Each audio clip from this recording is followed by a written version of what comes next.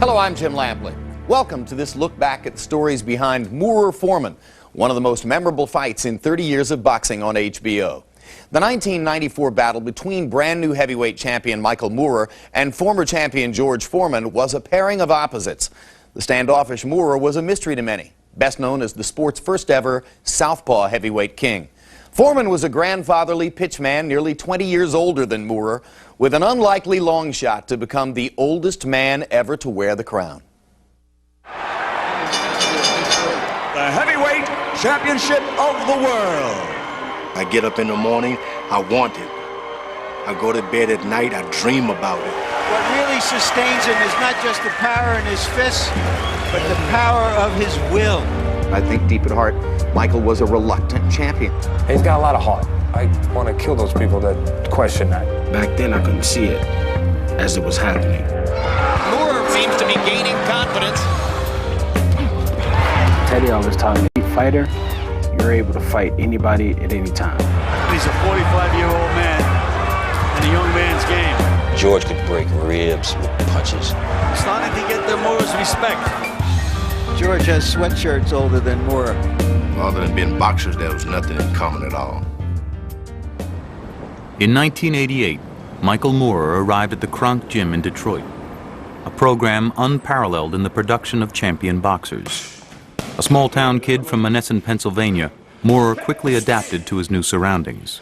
When you fought inside the gym, you gained a lot of notoriety, recognition of what you did in the ring, and I kicked a lot of ass in there. We turned him professionally in March of 1988, and in December of 1988, on nationwide television, he was the new light heavyweight championship of the world. What an uppercut, man!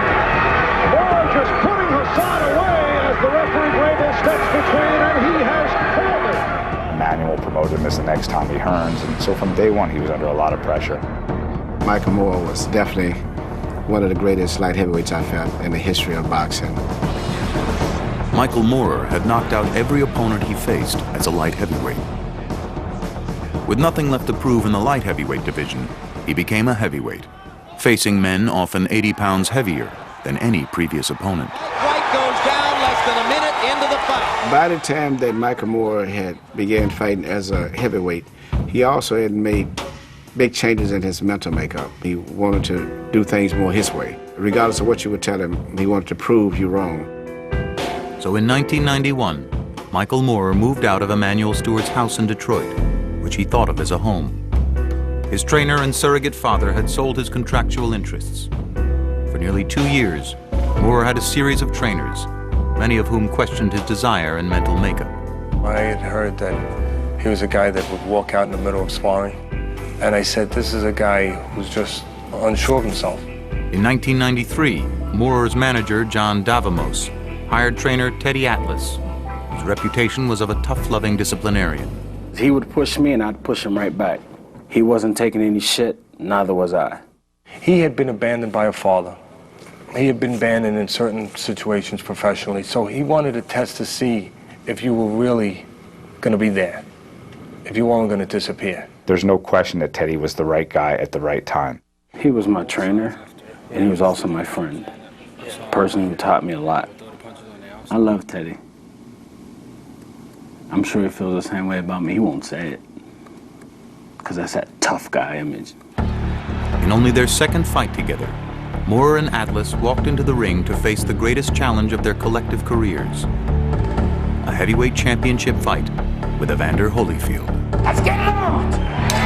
Will Michael Moorer get it on? Short punches inside, doing damage for Moorer. Already his punching power a factor in the bout. Holyfield knocks him down. Early in the fight, Atlas confronted Moorer about his passive approach in the biggest fight of his life.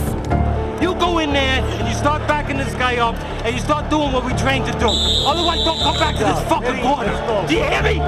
Where's the fire? Where's the passion? Where's the desperate need to win the title? You're lying to yourself because you're gonna cry tomorrow.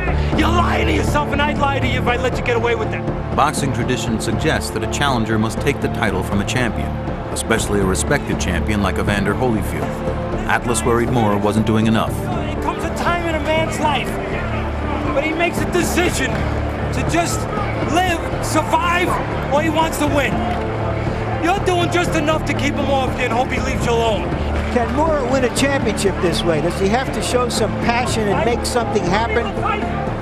Or can he just go along trying to win each round? Do you want me to change places with you? You're blowing it. You're blowing it. You're satisfied just to do enough to keep him off you. You can't do that now. In this world, we can't do that all the time. You heard it. That's as good as anybody can say it. As the fight progressed, Moore began to heed Atlas's instructions and went after Holyfield. To many, it seemed Teddy Atlas willed Michael Moore to victory. They made him the star, but I was the fighter who brought that out in him. One last assault from the challenger. And new heavyweight champion of the world! Was there anything in particular that he said that rung a bell? When he said, this is the one opportunity in a lifetime, you've got 12 minutes to go? He told me this is for my son, and I pushed hard for my son. In addition to the credit given to Teddy Atlas, the legitimacy of Moore's victory was called into question by rumors surrounding the health of Evander Holyfield. Evander went to the hospital to have his eye sutured. At that point, he developed some shortness of breath, he got some fluid in his lungs, and there appeared to be an obvious problem with his heart. The circumstances involving Evander Holyfield after the fight were so unfair for Michael because it made his victory almost shallow. They took away from me winning the championship and focused it on him having a heart attack, so-called heart attack. Coming off the Holyfield win, he felt like he had something to prove. George Foreman also had something to prove. As a young man, Foreman was regarded as one of the sport's most brutal contenders. He's not normal. He was never normal. Frazier has never taken this kind of punishment, and it goes down at the bell. When he hit Joe Frazier, I thought the world was coming to an end. Down and down. It goes down again. That George Foreman intimidated the hell out of a lot of opponents. He would just come in, growl, throw punches, and go home. George was once as feral a figure or as demonic a figure as Mike Tyson. Easy. George was kind of a freak. George was unusual. George was one of a kind. If you could survive 1 or 2 rounds with me, which would be a lot of pain and probably a lot of heartbreak in your life, because not only could I hurt you for those few rounds, 2 or 3 rounds of my previous career, I could really do damage to your body physically and your brain. But Foreman would soon meet his match. In 1974, he fought Muhammad Ali in Zaire and lost the championship of the world. The reason why I lost the title to Ali, not because Ali was better than he was, but George had one thing in his mind: destroy Ali. And I remember beating this guy, and hitting him upside the head. The next thing you know, I retreated just a little bit. Ali, a sneaky right hand. Another sneaky right hand. And I was on the floor, losing the championship of the world. If you look at those film clips carefully and watch Zach Clayton's count, Foreman is up at 9, and so beaten he just goes to his corner. Just walks off. He was beaten mentally more than physically. The bitter memories of losing his title haunted Foreman. He retired in 1977, and for the next 10 years served as an evangelist minister in his hometown of Houston, Texas. The little fame and fortune we get is not going to follow us in the grave, brother and sister. 13 years after losing the heavyweight title, he began his seemingly impossible quest to regain it. George came to me and said, "Butch, I'm coming back in boxing. What do you think about handling me?" And I talked to him and I said, "George, this is a young man's sport. You should leave it alone." His return to the ring in 1987 was greeted with mocking laughter from the media. When this comeback started, I was one of the guys going, "Oh, come on, please, boy, you know, some guys will do anything for a buck." 257. 257. His physique was not as appealing as it was many years ago. I had to hear all of that, and this is why I had to be in the most supreme condition of my life. The public image of George Foreman was that of a disturbed and defeated former champ. By his own admission, Foreman returned to boxing for the money and nurtured a new consumer-friendly image in the process. Oh, George. I was a salesman. I'd learned to be a salesman. I had 10 years out of boxing to be an evangelist, and I'd understood if you don't really make some noise and make people pay some attention, no one is going to stop and listen to you. Foreman persevered for several years, facing opponents who ranged from dangerous to worthy to highly overmatched. When he first came out of retirement, he was considered a better story than fighter because of his selection of opponents. This perception changed overnight. Right hand on the surface of Holyfield's head. In 1991, Foreman fought Evander Holyfield in his first attempt to regain the title. His fight with Holyfield was terrific, and he really fought well and fought bravely, and people started to look at George Foreman in a different light. And they're applauding George Foreman for his courage and persistence. With his well-constructed comeback in its 7th year, Foreman found himself in line for a title shot. Mike Tyson was away in prison. Evander Holyfield and Riddick Bowe were in the process of deteriorating each other. Lennox Lewis had lost unexpectedly to Oliver McCall, so the landscape was open. A few days after Michael Moorer beat Evander Holyfield, I got a call from George. And I said, George, you can't kid me. You want to fight Michael Moorer. And he said, more than anything else in the world, get me that fight.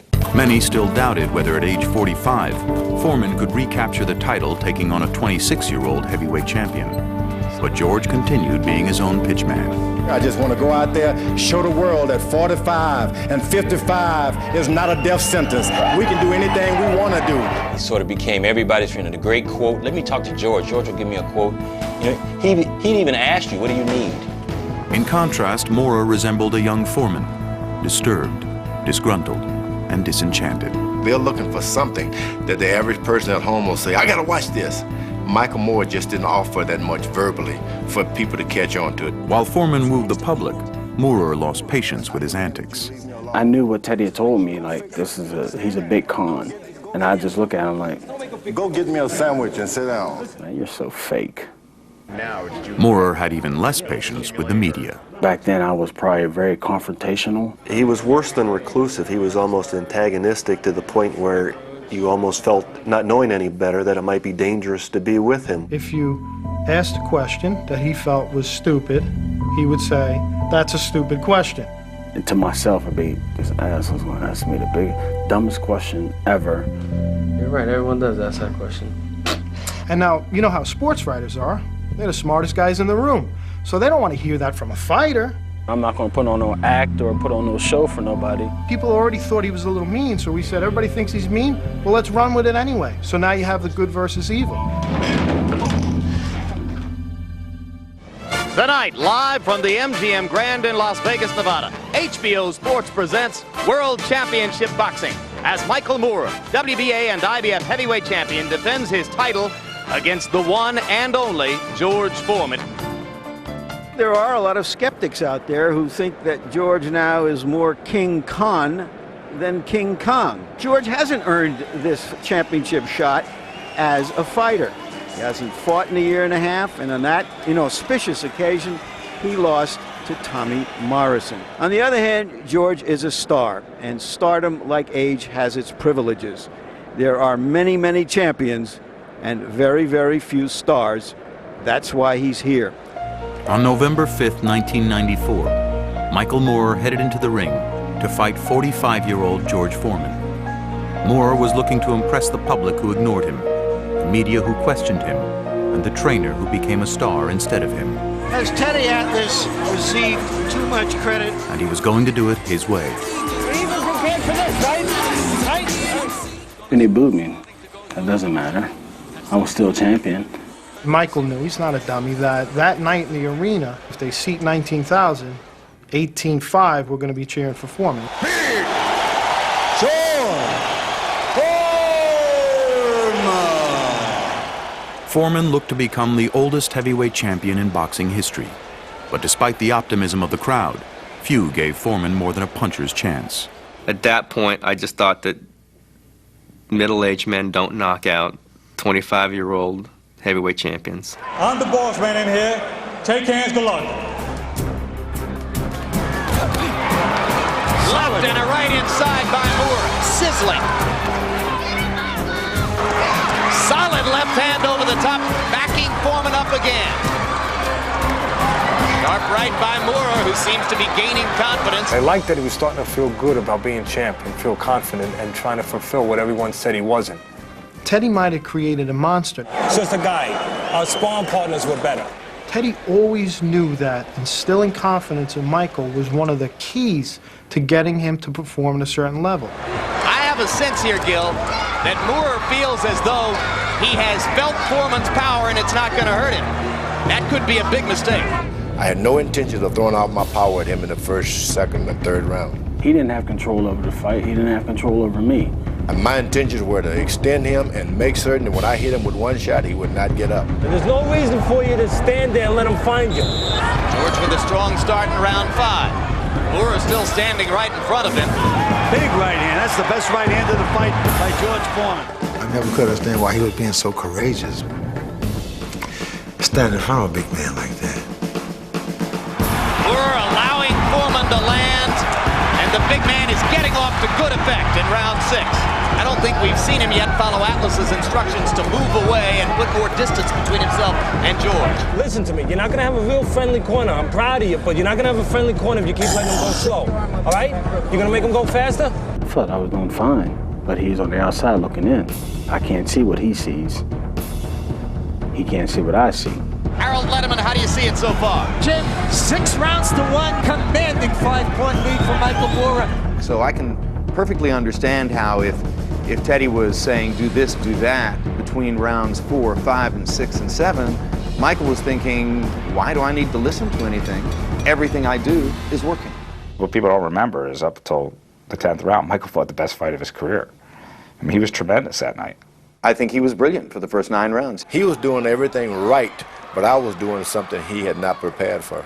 You can see Foreman loading up with that right hand. I'm surprised that Moore couldn't see it. How can you say he was setting me up for a 1-2? I don't think Teddy Atlas and those trainers knew exactly what I was doing. That's bullshit. Totally. What's not bullshit is that George knew his best chance to hit you was with a blind punch you wouldn't see. At the end of the last round, I thought Michael Moore had found the key. He was moving to his right, and he was really picking George apart. He comes out this round, and he goes right back to his left again. Michael Moore was falling into a trap. There was a case where George set him up with that right hand, but just couldn't pull the trigger. That's those slow reflexes. I think the myth of George's power has been exposed by Michael Moore so far. He was swollen up. He was losing. He was starting to wonder whether or not he was going to pull it off. And George makes it out of the round that bedeviled him in Zaire 20 years ago.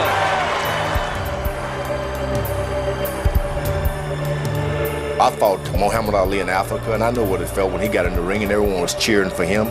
I could hurt him, but the crowd just kept him on his feet. Now, for the first time in my life, I was feeling the same thing. Here was a guy that was clearly on a mission in his own life. You just knew you were dealing with something that mentally was a little different. Foreman's strategy was not simply to land one punch, but rather a series of punches to set up what would most likely be his last shot to make history. I was able to get a body punch in, just one body shot. He threw that left hook just to move this guy. I gotta get him to move this way. If he moves this way, I'm not gonna be able to land this punch. I would hurt them. I'd use the old cattle tactics. So he was calm. He had the ability to think like that. I knew then if I knocked him down once, he would have to stay down. Win or lose, George is going to have a left eye swollen shut tonight. George's best punch is still that left jab. And my jab was going to be the most important punch in the boxing match. He'd still snap a left jab out, but not do much else. He says, don't worry, Mike, you know, I'm an old man. Don't worry about that. And you stand there. And then all of a sudden, boom, bang, there's a right hand right behind it. Don't stay there because he's looking to set you up one shot, and then he'll open up a combination so he hits you. The irony of this fight is both simple and complex. With 9 minutes left and ahead on all judges' cards by a large margin, all Michael Moore had to do was stay away. Instead, he fought like a heavyweight champion. Right hand landed there. And another. And a right and a left, and suddenly Moore stops punching, and it's Foreman's initiative. The first punch I hit him with the straight right, it was just a little too high. He didn't move out of the way because he was kind of stunned. And Moorer later told me that he was basically out on his feet before the last 1-2. I expected him to fall, it didn't. And I said right then I was going to lower it just a little bit. Down goes Moore on a right hand. An unbelievably close-in right hand shot. 5, 6, 7, 8, 9. It happened. It happened. I think that George has advanced ring intelligence. I had this all playing out for the previous 3 months. Bullshit. Don't fake it. You got lucky. Don't sit there and say you planned it. By no means. I can't believe it. I can't believe it. I was crushing him for 10 rounds. Nobody had any idea that I was setting this fight up all night. I don't have no bad feelings against George, but don't say that you set this up, because you're lying then. You're lying. And Michael Moore is Down goes Moore on a right hand. An unbelievably close-in. He never saw it coming. Everything disconnected. My body was completely dead. And it was devastating. 5, 6, This was a chance for him to grow. 7, 8, If he got through it, who knows what would have been in front of him. 9, 10. But we didn't quite get there. It was an unbelievable achievement, but I have to tell you that my face was not on George. My heart was with Michael Moore on the mat. I respect the fact that he came there to fight. And in the 10th round, 45 years old, he still had the power to knock me out. And I remember going up the freight elevator, and I remember looking over, and there was Michael standing right next to me, and Teddy standing next to him, and there was no one else in the elevator. And I remember looking at him, and I just said to him, I said, look, Michael, you have nothing to be ashamed of. You could say things about yourself that no man can say. And he said, I don't care about any of that stuff. He says, I'm only upset is, how do I explain this to my son? I had told George for months, George, how are you going to find him? You haven't fought in a long time. He moves in there. He goes at a different angle. He's a southpaw. He wouldn't stand still for Holyfield. Why would he stand still for you? And George said, you watch, somewhere late in the fight, he's going to come stand in front of me. Wow. I dreamed I knocked Michael Moore out before that fight. George knew this all along. George saw this from maybe, from 5 years before. This is Zaire all over again, but I'm the guy who's going to win this time. I'm the guy who's going to be too smart for that other guy. I lose the title in Zaire, and that wasn't the best of me. There I'm on the canvas, I try to beat the count. I had all kind of excuses, but it was a hard thing, and it had been a hard thing to live down that you are the heavyweight champ of the world, yet you don't have the title. For years I had to live with that. I saw George at a function here a few months back, and they showed the tape of him knocking me out, and I'd said a few words. I said, just think, if I'd have ducked one more time, we'd be sounding like Michael Moore girls instead of George Foreman girls. Somebody once asked me, if is George Foreman winning the heavyweight title at age 45 tougher than Jack Nicklaus winning the Masters at age 46? And as much as I love Jack Nicklaus, nobody was hitting Jack Nicklaus. Michael Moore was still punching George Foreman. And once again, heavyweight champion of the world, Big George Foreman.